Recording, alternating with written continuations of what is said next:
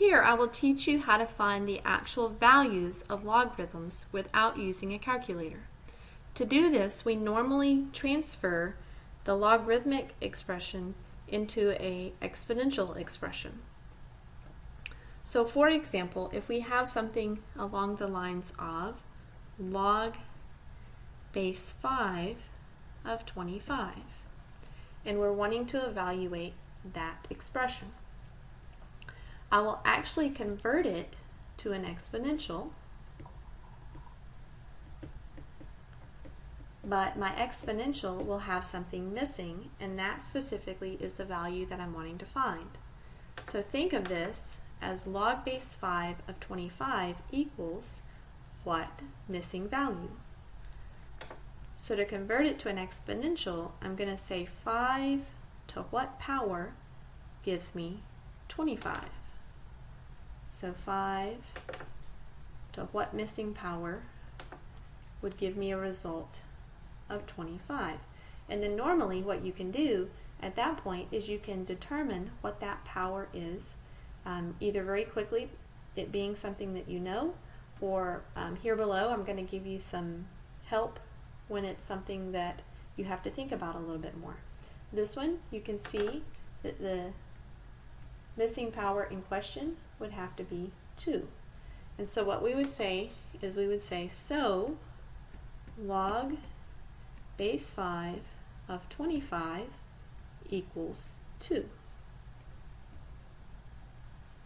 Now, the actual result of a logarithm is an exponent, and specifically it's the exponent that must go on the base to yield the argument. So in other words, at this point I can check myself by saying 5 to the second power, does that equal 25? And my answer is yes. Okay, some special rules. Sometimes you'll come across a problem whose argument is 1.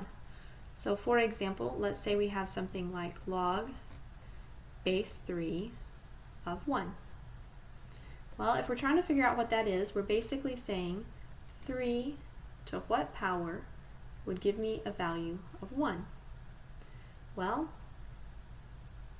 a power of 0 will always give us a result of 1. And so log base 3 of 1 is equal to 0. So anytime you have an argument, regardless of what your log is, this could be log base 10, it could be a natural log function, but the main thing is the argument is 1, it will always yield a result of 0. Remember that the result of a log is an exponent. So I'm asking myself, what exponent do I put on 3 to give me a result of 1? And it would always be 0. Okay, next thing. The argument is a perfect square, perfect cubed, or so forth. So let's say that we have something like log base 3 of 27.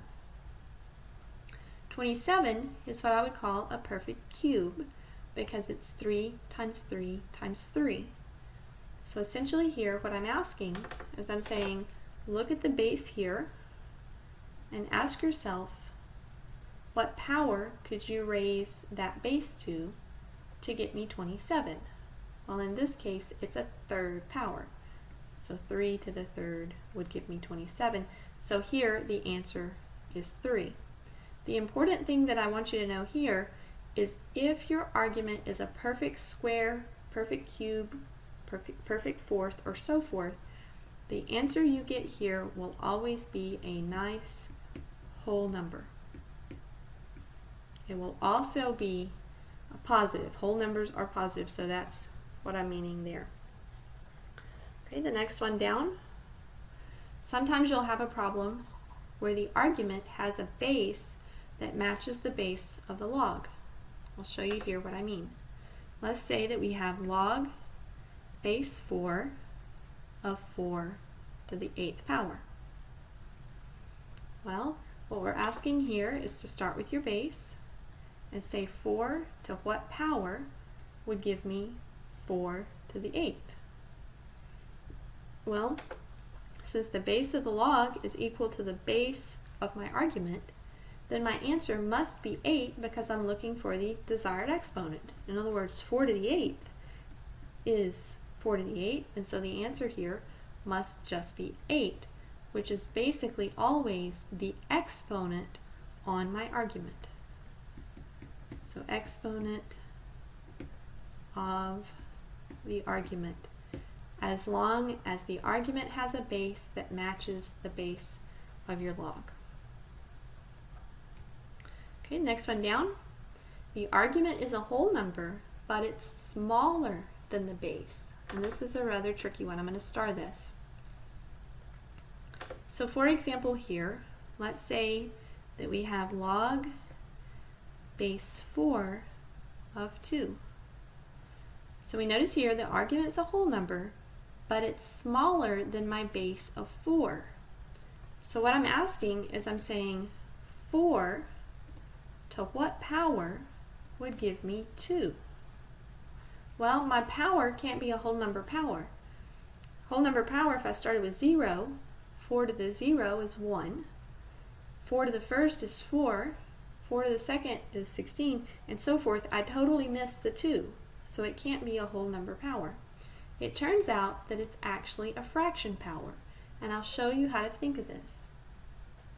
This is actually 4 to the 1/2 because from earlier in algebra we have learned that a half power is actually a root. So if I see 4 to the 1/2, it means that my root is a square root and my 4 is raised to the first power. Well, what is the square root of 4? Square root of 4 is 2. Because I'm looking for the power that I put on 4 to give me 2, the answer here is 1/2. Now, what I'd like you to think about is I'd like you to think about the 1/2 as a square root. Okay, in other words, if you have a problem where your argument's a whole number, but the argument is smaller than the base, I need you to look for a root of some kind. A 1/2 power would be a square root, a 1/3 power would be a cube root, and so forth. Okay? So on here, just make yourself a note of a couple of these. That would be a square root. X to the 1/3 would be a third root, and so forth. Okay? Finally, you have an argument that is 1 over n for n a perfect square or cube or fourth, etc. So let's say we have something like log, let's say we do log base 2, and then this is, let's say 1/16. Okay, on problems like these, you'd be asking yourself, 2 to what power would give me 1 over 16? Well, that power, it can't be a whole number. If it's 0, 2 to the 0 is 1. If it's 1, 2 to the first is 2. And those values are already bigger than this 1/16. It turns out that in this case, your power must be negative.